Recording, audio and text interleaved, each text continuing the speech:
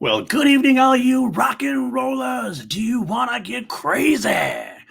That's right, it's stone cold crazy. In just a second.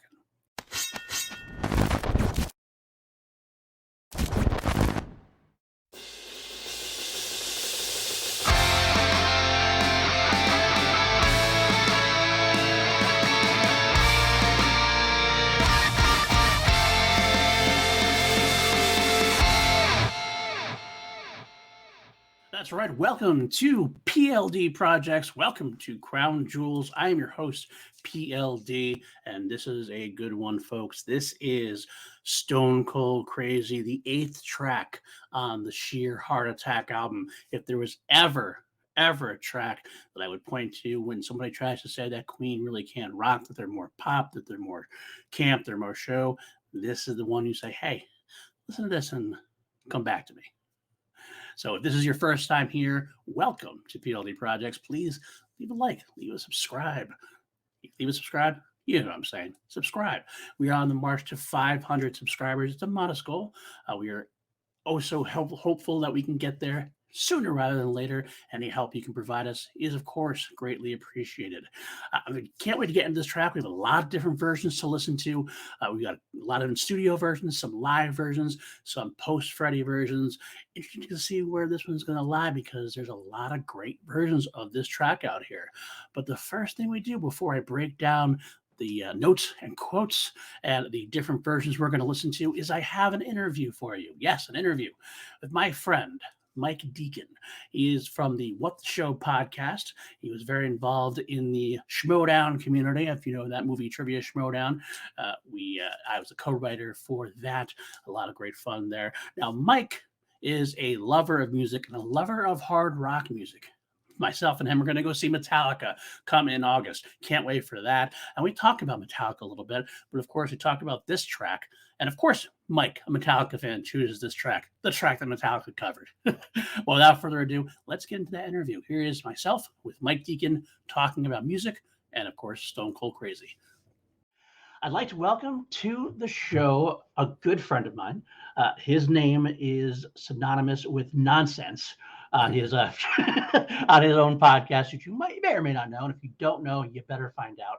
What the Show, which is full of hilarity, nonsense, the best of the best kind, and of course, the world's best rating, the world's only rating. We're talking about What the Show. They do so much great stuff. They also are so generous. They take all your Streamlabs, all your donations, and everything, and they send it to a worthy cause every month. Mike, how are you, my friend? Doing wonderful. It's glad to be here. Always willing to help out PLD. PLDs and I go back a long ways, and one of my favorite people in the world. So I'm always happy to come on with you. All right, man. It's good to see you. And we're going to be seeing each other pretty soon. Soon enough anyway. A little ways down the road, but we have something in our up the pipeline. So it happens to be kind of sort of related to what we're talking about today. We're going to get into that, actually. Yeah. Well, as you all know, Crown Jewels is my journey through the Queen catalog. I go through song by song, as you know, and I'd like to have people on that people I respect, people I know, people who are music lovers like myself. They don't actually necessarily have to be the biggest Queen fans, but I'd like to have them talk about Queen, talk about what they love. So let's start there, Mike. For you, what's your music background? What do you like? What do you love? And how did you get into what you like and love? So I grew up, for those who don't know, I'm a child of the 80s and early 90s. So I grew up on what was classic rock at that point. Right. If anybody who's from Long Island is aware of the radio station WBAB, it's a classic rock station, 102.3 on Long Island. My father listened to that. So when I was growing up, that was always my background. So I heard a lot of Black Sabbath. I heard a lot of Moody Blues. I heard Led Zeppelin. Things like that were what I kind of was brought up on. And I also have a sister who's a few years older than me. So as time went on, I gradually moved into the alternative scene of the early 90s. So your grunge bands, and then some of your, the more alternative bands of that era. She was always big into, and also another one being from New York was the Beastie Boys. Oh, of course. Who they kind of fit into that scene, even though they weren't the same style of music, like the Lollapalooza kind of bands of that era. Right. But it was a few years later that I really started going into heavier stuff that was where my true musical identity came from. And from about the late 90s on, I became a full-blown metalhead, with the primary bands I listened to being Metallica, Pantera, Slayer, Hatebreed, a lot of the classic bands. But always the classic rock element never left me. Gotcha. And that's always been the outright foundation. And when you ask me to talk about Queen, I'm like, yeah, absolutely, I can talk about Queen, because Queen is a part of this. It's a part of the story for me as well. And for those who don't know, I share a last name with a member of Queen. He's in my family tree. It's super distant. It's nothing. I've never met him. It's not something that, is going to be life-changing or anything like that. But if you were to find the extended Deacon family tree, I am in the same tree as John Deacon. So I do hold that. Forest. The same forest. And that's legendary in and of itself. Any kind of degree to royalty, hey man, we're not worthy. We're not worthy still. So. Well, it's great that you mentioned, of course, I know you, of course, mostly talking about your heavier side, your Metallicas. Yeah. That's what we were talking about earlier. We're actually going to see Metallica next summer. They're big two, you, me, Kim, and AJ is going. Yeah, it's gonna be a fun time. I got to see Metallica in concert back at Woodstock, and also another time up in Albany. I know you've seen them a bunch of times. I'm a big Metallica fan as well. I have never been as heavy a fan, like a fan of the heavier stuff like you are generally. I do like Metallica, things like that. But I wanted to talk to you specifically because of your hard rock edges. I've always maintained that Queen for me has been like, what I love about Queen is their ability to kind of jump from genre to genre. And there are fans out there who will dismiss Queen for not being heavy enough. And I like to bring them onto songs like this song we're going to talk about today as being, well, they might not be heavy all the time. Right. But when they want to, they can rock it out with the best of them, right? Absolutely. They have several songs, not just the one we're going to talk about today, but several songs where they were, for me, like I was going to say, I grew up in the late 80s, early 90s. Whether you knew it or not, you knew Queen. All you had to do is put on any single sporting event, and the likelihood of you hearing "We Will Rock You" or "Another One Bites the Dust" or "We Are the Champions" was through the roof. Whether you knew who they were at the time, you knew Queen. And it's still to this day. You can't go to a sporting event and not hear one of those songs. Right, absolutely. And they definitely have rocked on to the ages. Now, they've also Brian May specifically is probably the hardest rocking member of the band. I think that's what the band, I always say on this channel, or this podcast rather, it's the combination of all four. Freddie used to be more of the orchestral Broadway kind of show, on the showman side. Roger was more kind of the 50s rock, 50s dance vibe. John was more of the R&B side of things. He brought some of the Another One Bites the Dust type material. Brian was always that hard rocker. He loves Metallica. He loves the hard rock. He would do hard rock for days if you put him on a stage with everybody. And he is definitely the one who is kind of the ambassador from Queen to the heavier bands. I know you probably have known this. You've seen interviews where James Hetfield and Kirk Hammett actually got to hold Brian's guitar and were like acting like little kids. They were loving it so much. I love talking about the harder rock side. I mean, not just, like I said, not just Stone Cold Crazy like we talked about. There's songs like The Hitman from the Innuendo album, for example, or Liar from the first Queen album kind of thing. A lot of those really hard rocking songs that really could fit easily on any of those 70s or early 80s heavy metal type groups. So for you, as far as like a heavier side goes, I mean, do you listen to any of the lighter stuff as well? I'm kind of curious, being the heavy man that you are. Yeah. So my number, everyone knows Metallica is my favorite musical artist. My second favorite musical artist is Billy Joel. So I'm from Long Island. It's in my blood. I definitely love acts like Billy Joel. Classic stuff like Paul McCartney. I have an outright respect for a lot of the like your Elton Johns or the musicians and a lot of the singer-songwriters.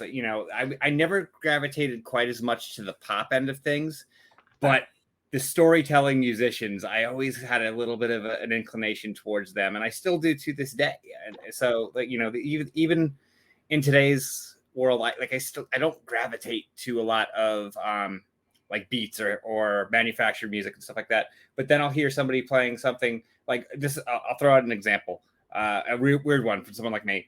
A few years back, they had the concert for New York, and it was what's her Rihanna, right? She Yep. did and she did it just the piano with no other accompaniment. And I was like, that's brilliant. That's absolutely brilliant right there. Oh yeah, I'm actually a lot like you. I tend not to gravitate towards a lot of today's artists, but I try not to be a snob about it too much. I know some people of our fandoms would be like, "Ah, today's music sucks." I try not to do that. I try to look for some of the good in there. And Rihanna is somebody who definitely has strived in that way. I mean, you've definitely heard some singer songwriters who still make it and they still sound good when they have those moments. But let's now though move on to our song of the day. Now, if you don't know, if this is the first time listening to this podcast, I'd like to have the guest on and let them choose the Queen song that they would like to discuss. And when I asked Mike if he wanted to come on, he was happy and jumped at it. I knew exactly what song he was going to pick before he even got back to me, and I was right. Stone Cold Crazy. Talk to me about Stone Cold Crazy. So for me, my first real exposure to this, obviously, I was 9 years old at the time. I can tell you exactly the first time I heard it, and it is during the Freddie Mercury tribute concert. Of course. And that show right there, with like everybody my age, that and Wayne's World were like the two major Queen moments for someone my age. Right. And the tribute concert, obviously, for those who don't know, they had a bunch of bands play beforehand. They had Metallica, they had Extreme, they had Def Leppard, they had Guns N' Roses, and they had a whole bunch of people come out and play with Queen. Right. And one of the songs they did was fairly early into the set. They brought out Tony Iommi from Black Sabbath and James Hetfield from Metallica, and it was the first time I'd ever heard Stone Cold Crazy. Oh, wow, that was the first time. Okay, cool. So immediately fell in love with the song.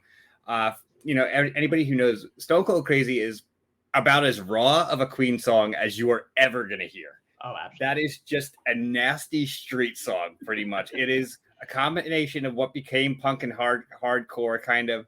It's just gritty. It's straight to the point. There's nothing flashy about it. And Freddie really does something with his voice in that song when you listen to it, where it's just like he's not straining his voice, but he's got a nasty punch to it. Yeah. You got a sneer. It's like a live sneer in a way. Yeah. It's hard to even describe unless you hear it. Because it's like, I mean, obviously you compare the two. You got James Hetfield, who has his James Hetfield growl.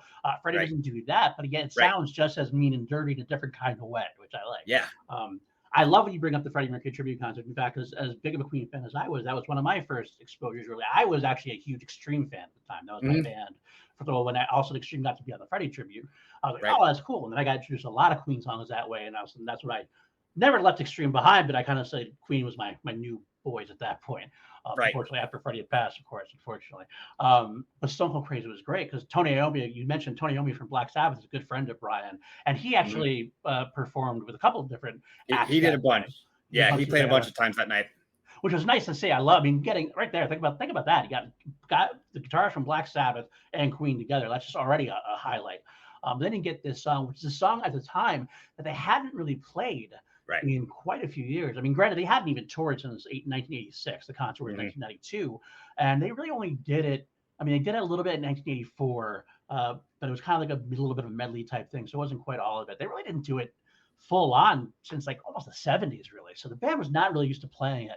They're a little older. That's quite a speed song to play when you haven't played it in a long time. It packs a punch. It's quick. It's under 3 minutes. It's like 2 minutes and 12 seconds, I think it is. Yeah. There's no time to waste. You just get it and you're getting it. It gets right to the point. It really does.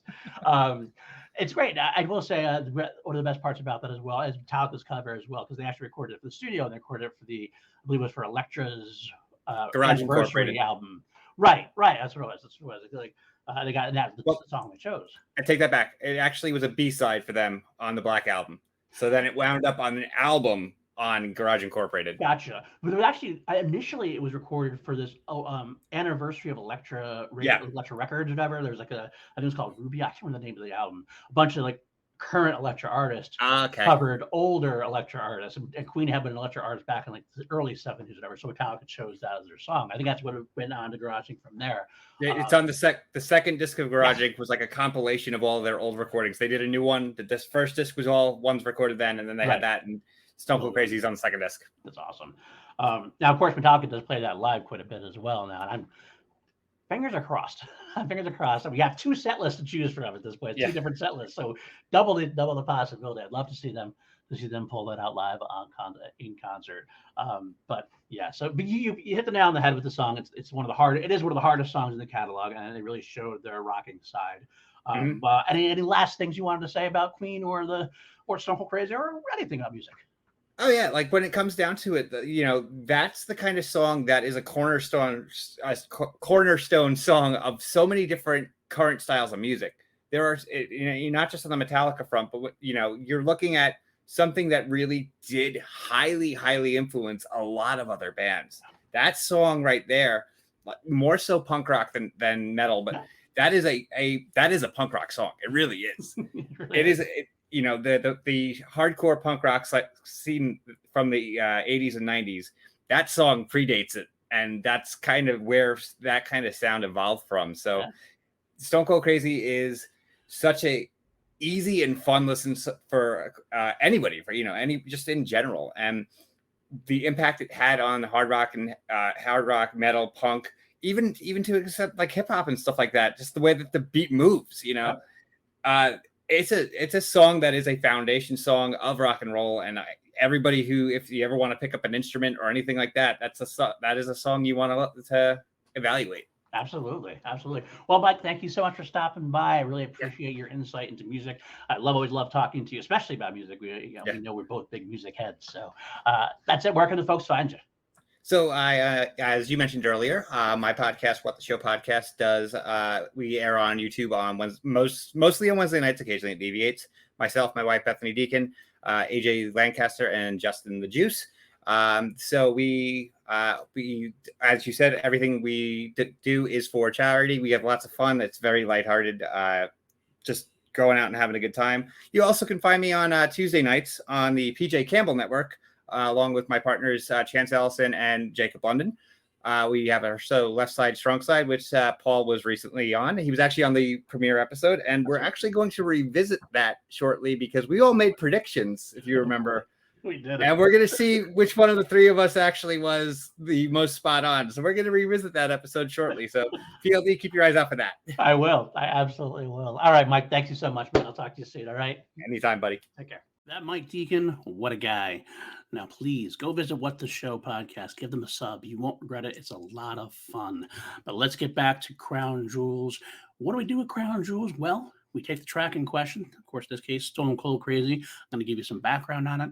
We're going to listen to each and every version that Queen has put out, studio versions, live versions, remixes, etc., and decide which is the best version of them all, or the crown jewel. We also give this track a rating, 1 to 11, because we always go to 11 here on PLD Projects, and we'll see if it slides into our top 10. Of course, please look below in the description. You have links to all different YouTube versions of the tracks we're going to listen to if they are available. So you can pause the podcast, go listen to the version, and then come back and listen to me talk about it. And you can see if you either agree with me or say, hey, he's crazy. He's stone cold crazy. That was just bad. That was a dad joke. I'm sorry. But let's get into the crux of the matter. Stone Cold Crazy. The first track to be credited to all 4 members of the band is written by Freddie Mercury, Brian May, Roger Taylor, and John Deacon. Freddie is on lead and backing vocals. Brian is on guitars. John is on bass. Roger is on drums. It is a genuine 4-way writing credit. Although it was Freddie who initiated it, as the track does have its origins from a Wreckage track, Wreckage being a band that Freddie was in pre-Queen.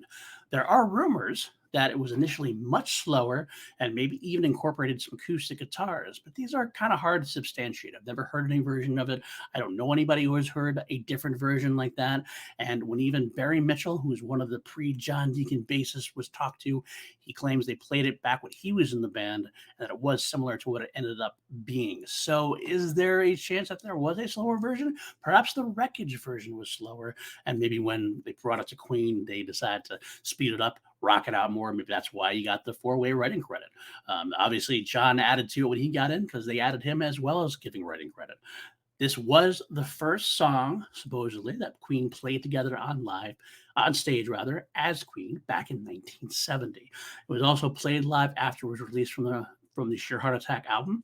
It was played live through about 1977, and then it was resurrected for the 1984 tour, back when Queen in 1984 decided to play a little bit of a medley of the greatest hits from the early days. So it's a little bit of a truncated version, but still kind of a fun time to see them at 1984 performing this hard rocking classic.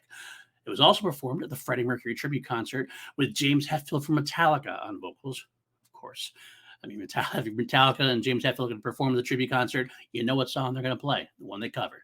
Tony Iommi also, though, from Black Sabbath, does assist on guitar. It was kind of a very unique version for sure. It was then put back in the mothballs. No Brian solo career, no Rodgers solo career, not during Queen and Paul Rodgers. It was resurrected, though, for Queen and Adam Lambert, who also, when Queen and Adam Lambert started playing, they did go back to Queen 2, Sheer Heart Attack, start playing around with some of those. We do have an officially released YouTube version of a Queen and Adam Lambert version of the track, which we'll listen to.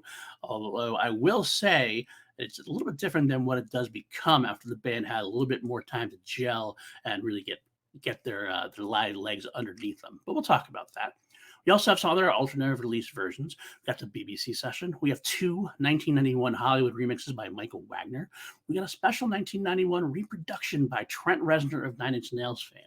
We also have a couple of live versions. Like I said, Live at the Rainbow in 74. We have that Queen and Adam Lambert live in Winnipeg 2014. I'm bringing forth the unreleased live version of Stuttgart because it is interesting to listen to. Stuttgart 1984, which they play alongside Great King Rat from the first album. And of course, you got a couple of those alternative live versions, like the James Hetfield one, and like Jeff Scott Soto, who played with them at the Hollywood Walk of Fame after party back in 2002. Jeff Scott Soto, probably best known for his time in Journey after Steve Perry, before Arnel Pineda. He's been a great rock and roll journeyman across the way, playing with many bands, including the Queen Extravaganza, the official Queen tribute band that Mark Martel played in, for example. But you know what? Let's get into it. Let's listen to that first version, the album version. Again, go to that description, find that link, pause the podcast, Okay, there you have it. Stone Cold Crazy, the studio version from Sheer Heart Attack. What a great intro. The big bass, boom, and the siren guitar Brian plays. It kind of sets the mood, and then it rips right into it. I mean, Freddie is almost rapping to a degree. I mean, it's definitely he's singing, but it's definitely kind of spitting out those vocals that are very mean, very harsh. But he's got a very clear voice still. It's not like it's Freddie being unintelligible or growling too much. He's still got that clear, crisp tone, which is definitely a little bit different from the James Hetfield version later on, of course. Got this very interesting harmony on the Stone Cold Crazy part. It's got some interesting, like, it's hard to say. It's definitely harmonizing well. There's a little bit of a peak to it. A peak to it makes it much more intense to hear it. It's so fast and driving. It's really this thrashy song that was definitely different from anything the band had done thus far. The band had rocked before. The band had definitely done some hard rock numbers, but this really this was all about going as fast as you can and just trying not to lose control. Roger does a great job. Roger and John do a great job of keeping that tempo going. It almost gets out of control, but not quite. Brian does get these like 2 solos at a little point, because it's not really a voice, not really a verse chorus song. It has a verse, a little bit of a one Stone Cold Crazy moment that goes into like an instrumental section. The second solo is where Brian's really at his best. Very Brian, building up his chords, building up his notes. He's bouncing back and forth. And at the end, the siren comes back, right as Freddie sings about sirens, of course. And then it ends with this big ow moment. Great track, short, sweet, to the point, a thrash number. I gotta love it. You gotta love it. All right, let's move on then to the next version. We got the BBC version that they did, session number 5, recorded on October 16th, 1974, the Maida Vale Forest Studio in London. The band, I'm going to tell you right away, the band does use the backing track as a starting point, but there's a new Freddie vocal performance, so let's take a listen to that. The link is in the description. There you have it, the BBC version. Not a whole lot to talk about. Like I said, the backing track, pretty much the same. New Freddie lead vocal. I do like the new Freddie lead vocal because it's much more raw. It's a little more live in person. There's not any audio overdubs. They didn't take any takes. It pretty much sounds like it's one live take in the studio. So it's kind of closer to what they would do, say, live in concert with the studio backing takes of the full lush studio backing take version. So I don't know. It's hard to say. Not a whole lot different. Not a whole lot to talk about. It's just basically preference at this point. Is it the raw Freddie vocal or the more produced Freddie vocal that you like? That's up to you, really. Maybe up to me as far as what I deserve to be the crown jewel, but you get to help me decide as well. At least in your comments and your in your Twitter rants, if you want to let me know on Twitter. I'm there. All right, let's move into the next version. We do have two versions I'm going to listen to. We have the Michael Wagner #1 and the Michael Wagner #2. Now, what happened here is in 1991, Hollywood Records reissued all the Queen albums with bonus tracks, and they reissued this with a Michael Wagner remix of Stone Cold Crazy. Now, early pressings seem to have this one version, which also ended up on the Encino Man soundtrack with Brendan Fraser, of course. But then later pressings, they kind of took that version off and made a second version available. I'm not sure why. I'm not sure what the story was. I will say right away that the first version is definitely more significantly different than the studio version. Both versions aren't very different, but the first version has a little more out of a more noisier version. It's a little more process here and there, some interesting, funny, like a laugh at the end of it kind of thing. Whereas the second version is much closer to the studio version. So we can listen to both, and I'll let you know about the differences in the first version afterwards. Again, link is in the description. Again, both versions. Come back for more. And there it is, Michael Wagner's two versions. I'll talk about version 2 first. Basically, if you listen to that, there's really not a whole lot of difference between that and the studio version. It takes everything interesting from the first remix and kind of takes it out and makes it a little more normal. I'm not sure, again, why they did it. The only thing really different between remix #2 and the original album version, a little bit different drum sound, a little more beefed up. It does make it sound a little more artificial, possibly. Which is not something I don't think you're going for necessarily, unlike the next remix we'll hear. But let's get into #1, the remix #1. There's definitely some much more processing or effects on the drums in the beginning. Like I said, it's a little more beefed up. The vocals are definitely made more thicker in places, just a little more of a, I don't know if it's an extra reverb on it. I'm not sure about technical stuff as far as that goes, but it does feel a little thicker. The biggest difference in this one is that this brings out a little more of the guitar. So some echo, more echo is added at the playing on my slide trombone part. The solo seems to have a little bit more in it. I don't know if it's just more reverb that makes it sound like Brian's echoing even more.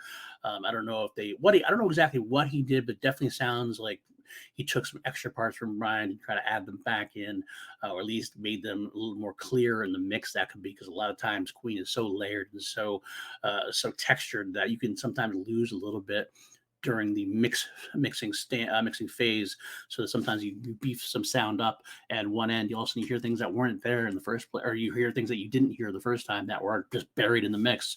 And then of course the end has that little laughter. Sounds like Brian to me. I don't know, it could just be a random laugh, I'm not sure.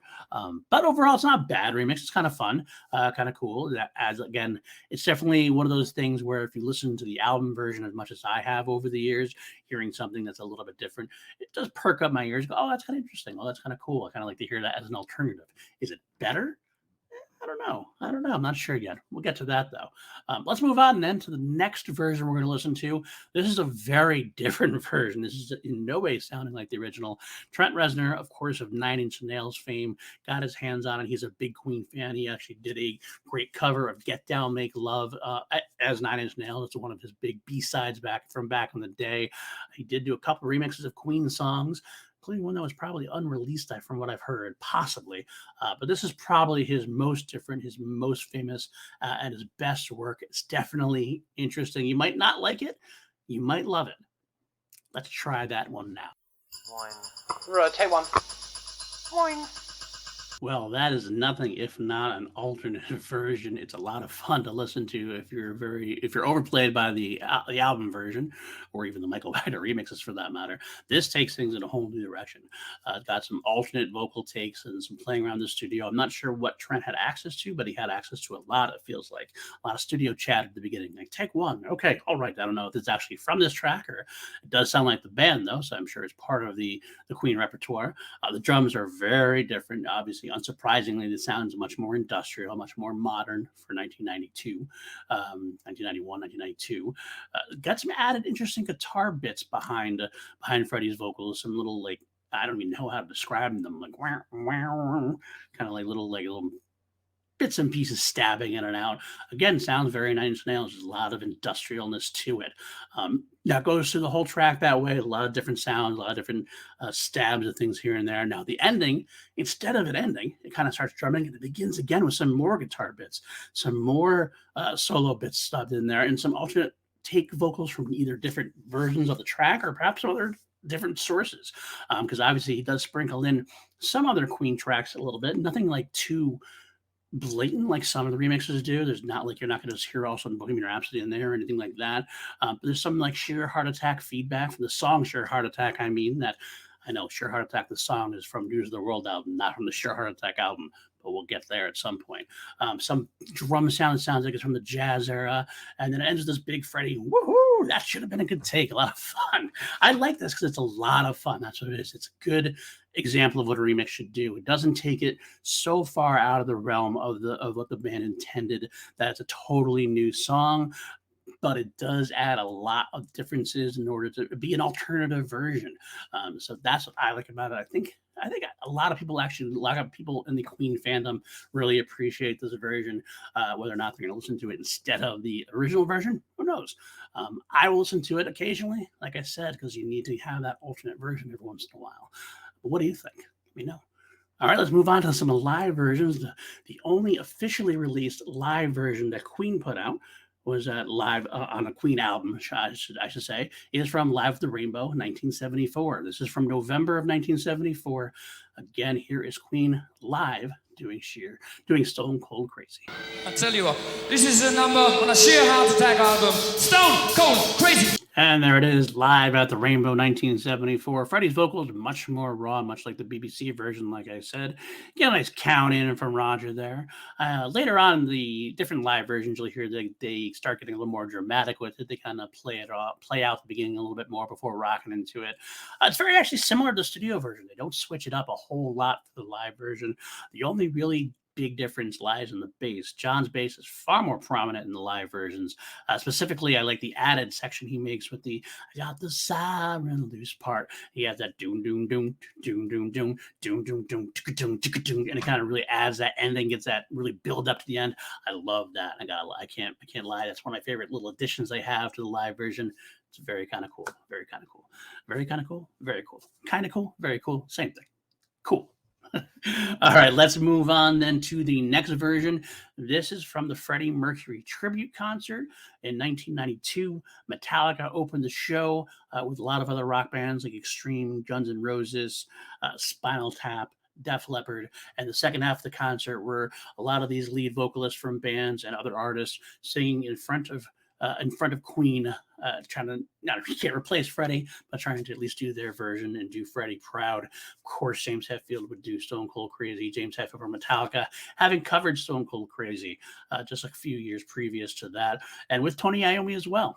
But let's get into it now. From the Freddie Mercury tribute concert, here is Stone Cold Crazy.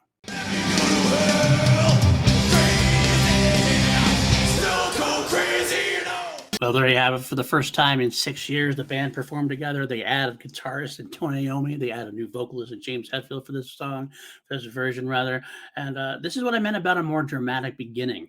By the time this one playing, they had really perfected as far as it goes. And Roger just plays the lights going, just keeps playing the just like playing that little rhythm. A rhythm beginning, lights are going. It's kind of just like they're building that tension, building that before they rip into it. Then John comes in, this little doom doom doom doom doom doom doom. Then Raj counts it in. Boom, and there they go. They're off flying.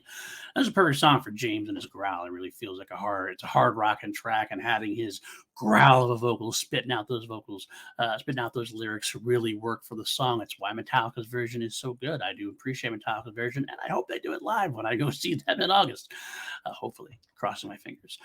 For a band that hadn't performed in a while, you could tell it was a tough track to keep in rhythm. They're a little bit older. It's like I said, it's a speedier track. They did almost lose it at one point. I think the version that you're hearing is a little bit cleaned up. At one point, I think that Tony Iommi and Brian lost the rhythm just barely, just enough to get it a little bit out. You can see them looking at each other at one point.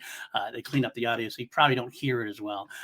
But they're ultimate professionals. They get it back under control. They don't lose it all the way. And you know what? It's for fun. It's a tribute concert. It's supposed to be a perfect studio version. It's still a lot of fun to hear, and it's definitely a unique version, having 3 members of Queen, James Hetfield and Tony Iommi on stage. I love it. All right, let's move on to the Queen and Adam Lambert versions. We have 2 versions to play. The first is live from Winnipeg, which is one of the first states they played on their first big tour of North America. It's interesting to compare to a version they had that released on the Live in Japan album, also from 2014, but a little bit later in the tour where they've gotten, like I said, there's live legs underneath them. We'll listen to both versions, and we'll talk about it and come back from it. All right, there's Queen and Adam Lambert doing Stone Cold Crazy. All right, let's start with live at Winnipeg. Does have the nice dramatic opening, but if I'm honest, I'm not a big fan of this version. It just drags. The tempo's not there. Again, the band is just, haven't played together a whole lot. They had an awards appearance at the American Idol bit. They had a few concerts here and there, one in Kiev, a couple in London. This is the beginning of a big tour for them, and Brian and Roger are obviously far older at this point than they were back in the day, and the tempo is just not there. They're not quite gelling yet. I don't know if it's the mix, but the mix doesn't help it, that's for sure. The bass is very overwhelming. I don't think it's Neil Fairclough's fault, but it kind of overwhelms the song and feels like it doesn't gel properly. And then you got Adam. This is one of those tracks that Adam's not really made for. Again, he misses that genuine rock sound here. Freddie was always the best. Like I said, I always loved Freddie so much because he could do the campy, the showy, the show tune stuff, but he could also have that genuine rock and roll sound. You feel like you're not missing something. When Adam tries to be rock and roll, it doesn't sound too genuine. It just sounds like a Broadway star trying to sing rock. And that works on some Queen stuff. It does work on some of the campier stuff. It works on Killer Queen. It works on a lot of the power ballads. But when it gets to the hard rock and Queen numbers like Stone Cold Crazy, it just feels a little fake. But that's like I say about the Winnipeg version. I will say and give credit, the Live in Tokyo version, which is from later on in the tour and was actually released on the Live in Japan album. The band is definitely gelling at this point. The tempo is far closer to what it should be. I don't know if it's quite all the way fast at 100%, but if Winnipeg was at like 60%, 50% even, this is at like 85, 90%. The mix is also much better. The bass feels like it's part of the band again. It doesn't feel like it's separate instruments. It feels like an actual gelling band. And Adam's even better on this version as well. Still not quite what it should be per se, but he has improved on this, and he has improved even more over the years. I will say at some of the more rockier stuff. So it's decent. Definitely prefer Live in Tokyo over Winnipeg by far. I'm not sure we're going to place it within the rest of the grouping, but we'll save that for the end. Let's move on now to two unreleased versions that I thought were important to add. First, Live in Stuttgart from 1984. Again, this includes a small segment of Great King Rap. Okay, now listen to that tempo. After listening to the Queen and Adam Lambert versions, this is where the tempo is supposed to be. This is probably one of the fastest versions I've ever heard.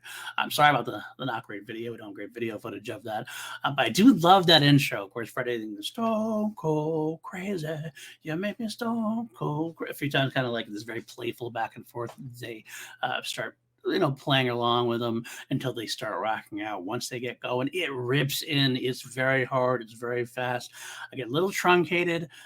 So that's the one reason I would knock it down a few steps. I wish we had a full version of the track done this way. But it is quite an interesting transition going from Stone Cold Crazy into Great King Rat. I will say that. So it almost makes up for it. Almost makes up for the fact that we don't have the full-on version. But it is really, really cool. I had to at least show you guys that, even though it's not an officially released version. It should be at least hopefully interesting to you as it was to me. All right, let's move on to the final version we're going to listen to. In 2002, Queen accepted a star appearance on the Hollywood Walk of Fame. Brian May and Roger Taylor decided to perform in a jam session. They had Patty Russo there, Chris Thompson, Spike Edney, of course, and Jeff Scott Soto. Jeff Scott Soto definitely sings with the band here. It's an interesting version. I will warn you right away that the mix is not great. It's a bootleg recording, and there's a buzz to it. Makes it a little bit hard to hear comparatively, but it's better to hear it at least once than not to hear it at all. So let's just jump right to it. And okay, there you have it. If this was a better mix, I'd probably place it much higher than I'm going to. It is hard to listen to with that buzz. But it is, you can tell they're having a fun time, right? Definitely a fun performance. This is not a concert tour thing. This is a jam session with friends, pretty much. And Jeff Scott Soto is a real rock vocalist. He's tried and true. He's a good performer. He's got a good rock voice. He can stand out there and he doesn't embarrass himself to be in front of Brian Roger. It's really kind of a cool version. I wish I had a better version to listen to because it probably would be higher than the Adam Lambert version, not going to lie. But as it is, I'm going to a little spoilers. This is probably going to be the bottom of my list, but not due to Jeff, not due to the quality of the band, more due to the quality of the sound. Still interesting to at least hear once, and you can kind of hear what it would sound like if it was a better mix. But unfortunately, we don't have a better mix. Well, there we have it. Now let's get into the actual crown jewel. Which version is the crown jewel? I will rank them in order from my least favorite to my favorite version, the actual crown jewel. So without further ado, let's get into it. The last on my list, Live in Hollywood 2002, the Jeff Scott Soto version. Again, more due to the mix and to the sound of the bootleg version, the buzz, rather than the performance. But I'm going to listen to almost any performance more than one that I can barely hear that gets annoying and grinding on my ears. From there, we have Live at Winnipeg 2014, the Queen and Adam Lambert version, which is, again, not a very good performance. It's one of my least favorite Queen performances. They're not there yet. They're not up to snuff yet. But it is what it is. Okay, from there, the Wagner 2, Michael Wagner remix number 2. Okay.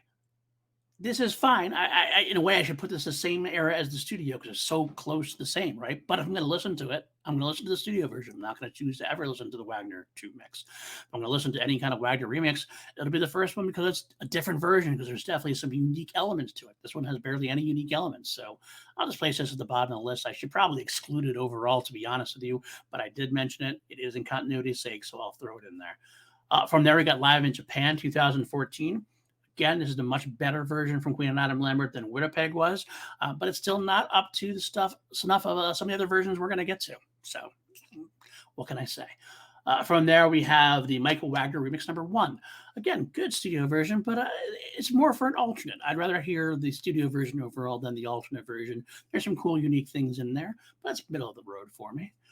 From there, we have Live in Stuttgart 1984. This is a version that probably would have been a lot higher if it was a full version, with it just being a little bit truncated and with the addition of Great King Rat on the end of it.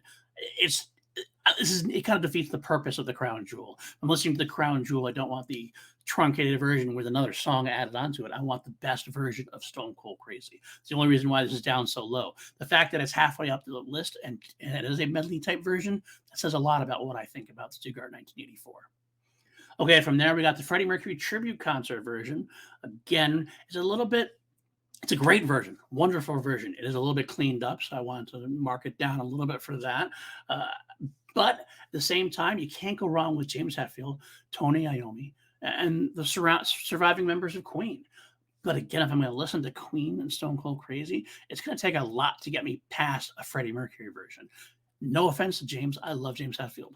But I'm going to listen to Queen. I want to listen to Freddie. It's very rare. You're going to find very few times I'll ever pick a non-Freddie version over a Freddie version. All right, from there we have the Trent Reznor reproduction. Now, I love this so much that I almost love it more than the studio, but it kind of becomes an interesting point for me, point of contention. Is the studio version better or is this version better because it's so different? I mean, it's a cool version, but it's more Nine Inch Nails than it is Queen. It feels like there's a lot more of Trent Reznor behind it. So it's a little bit less Queen and more Nine Inch Nails with a Queen flavor to it. I do love listening to it. It's probably my favorite alternative track to listen to because of the different studio takes, the verbiage going on, the little playfulness, and the extra alternate vocal takes at the end. A lot of fun Freddieisms here. Probably my favorite alternative version to listen to, but it's only this far down because I'm going to listen to Stone Cold Crazy. I'm going to listen to a more full Queen version, if that makes sense. Okay, from there, we got the studio version of the original. Well, not the original, because the 1970s, just the original. But the main version, as we say, the one that was released on the Sheer Heart Attack album. Can't say much more than I've already said about this. I love the song. It's a great precursor to a lot of thrash metal. It's wonderful. But from up there, we have either the BBC or the Rainbow. This could have gone either way for me. Could have gone either way. But I'm going to choose the Rainbow version as my crown jewel. That means the BBC session is second.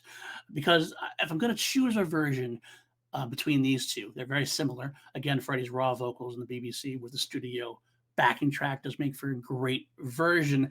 But if I'm going to go that way, why don't I go all out and go with the live version? The live version is very raw, very growly, very dramatic. It has that additional bass on it, which is such a small addition, but to me adds so much to the song that it's silly that it adds so much to the song in my eyes. I can't tell you exactly why, but every time I hear that doom, doom, doom, doom, doom, doom, doom, doom, I get really into it, really rocking, really raw, really raw.